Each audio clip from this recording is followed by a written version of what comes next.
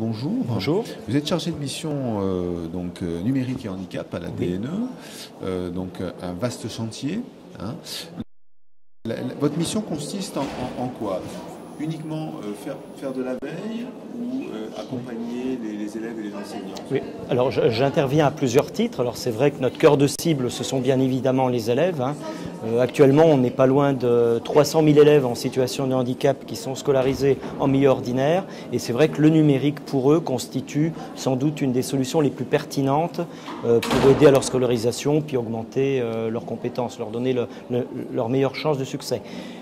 Néanmoins, on a aussi en tête d'aider les enseignants, donc c'est dans le cadre aussi du plan numérique. Donc le plan numérique, on a un volet formation, on a un volet équipement, et donc moi je m'assure au niveau notamment des textes officiels, au niveau institutionnel, que l'équipement soit conforme aux règles d'accessibilité. Alors je parle d'équipement, mais je parle aussi de contenu, puisqu'on est sur des ressources et sur des services. Donc j'ai un regard aussi, vous voyez, à la fois la veille, le recensement de bonnes pratiques, l'expertise, mais aussi une vraie mission de surveillance, de respect des normes d'accessibilité, ressources, services et matériels. Donc à ce titre, on a travaillé notamment sur un répertoire qui s'appelle Carmo, qui veillait notamment dans un de ces items à ce que les matériels dont sont équipés les élèves par les collectivités respectent un certain nombre de règles d'accessibilité, ce qui permet par exemple à un élève aveugle de brancher une plage braille,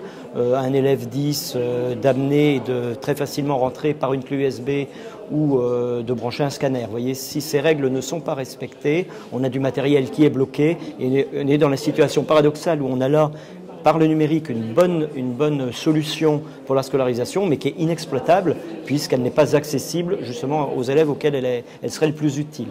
D'accord, c'est vrai que dans le domaine des non-voyants ou des déficients visuels, l'apparition de tablettes, c'est devient compliqué. Alors c'est vrai que la tablette, ça pouvait paraître un véritable défi. Alors après, on voit apparaître sur le marché des tablettes destinées aux malvoyants ou aux élèves aveugles, avec des possibilités de travailler en braille. Voilà. Donc sur ces matériels. Après, il y a le problème du matériel, mais il y a surtout le problème des ressources. Donc en l'occurrence, quand on parle de tablettes, ce sont les applications, et il faut que les contenus, alors je parle d'applications, mais je pense aussi au manuel scolaire numérique, par exemple, que toutes ces choses-là soient accessibles. Alors pour aider les éditeurs à monter en compétences et monter nous-mêmes en compétences sur ces sujets-là, on a réuni il y a environ 3 ans les professionnels du développement, les principaux éditeurs de solutions numériques, les personnes en charge donc des personnes en situation de handicap, donc les associations, de façon à les mettre autour de la table et négocier un ensemble de bonnes pratiques d'accessibilité et d'adaptabilité des ressources numériques pour l'école. C'est ce qu'on a appelé A2RNE. Donc on a une première version qui est sortie il y a plus d'1 an maintenant et qui commence de monter en puissance.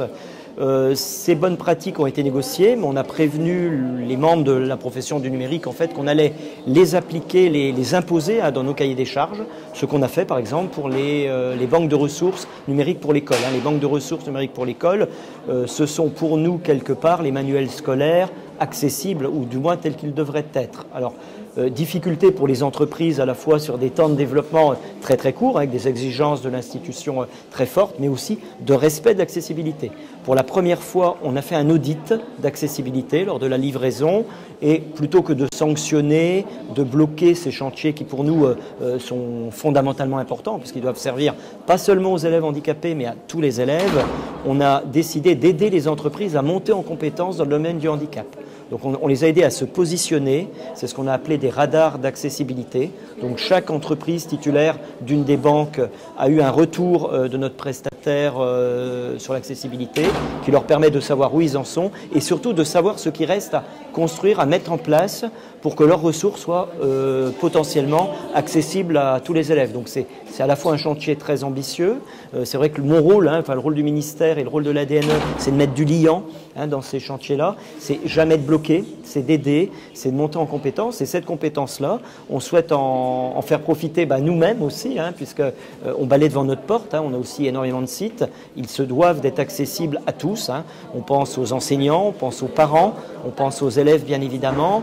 Il s'agit aussi d'aider nos opérateurs à monter pareil en puissance sur ces sujets-là, de façon à ce qu'on n'ait pas des gens au bord de la route sur des outils destinés à la communication au plus grand nombre. Alors, pour sortir un peu de l'accessibilité et aller un peu plus sur le handicap, on sait que souvent le handicap c'est le parent pauvre, c'est-à-dire qu'il n'y a pas beaucoup d'argent, ça ne concerne pas la masse, donc forcément moins d'argent. Est-ce que, à l'instar des appels à projets qu'on a eu sur le PIA et autres, sur le numérique au sens générique du terme, est-ce qu'il y a des appels à projets qui vont être dédiés au handicap, qui le seront, qui l'ont été? Oui, alors sur les appels à projets, on a eu plusieurs dossiers, donc il y a eu 3 vagues déjà d'appels à projets. Sur la première vague, on a eu 2 entreprises donc, qui ont été lauréates et qui ont développé des solutions. Sur l'AAP2, de la même façon, on a des projets là, qui sont en cours de livraison. Et sur l'AAP3, on a 2 projets, TAG TIS, qui ambitionnent de développer en fait, des jeux sérieux pour tous les élèves, mais en particulier les élèves en situation de handicap, et Transition Réussite, qui tient compte largement des profils cognitifs et qui prend en compte les problématiques des élèves porteurs de 10. Donc on a vraiment, au travers de ces dispositifs de subvention, une réponse quelque part à l'adressage à un marché qui est quand même très restreint et donc sur lequel les entreprises pourraient ne pas se retrouver. Mais nous, notre maître mot, c'est quand même que quand on fait quelque chose pour un élève en situation de handicap, quelque part, on rend le produit plus ergonomique, plus ouvert, plus utilisable, et donc quelque part, ça bénéficie à tout le monde. En accessibilité, en réflexion sur le handicap, il ne s'agit jamais de dégrader la ressource, il s'agit d'offrir des voies différentes, complémentaires, supplémentaires, de façon à ce qu'un élève différent accède différemment à la ressource. Et on s'aperçoit que ça fonctionne pour tout le monde. Alors ensuite, on a depuis les années, donc ça doit être 1998, la commission multimédia, qui, alors c'est pas son rôle premier, mais qui était à l'origine à l'impulsion de nombreux projets numériques que les enseignants connaissent relativement bien, et qui avait quand même dans le spectre, depuis la loi de 2005 sur le handicap, une priorité sur les projets destinés aux élèves en situation de handicap. On a rénové en juillet de cette année la commission.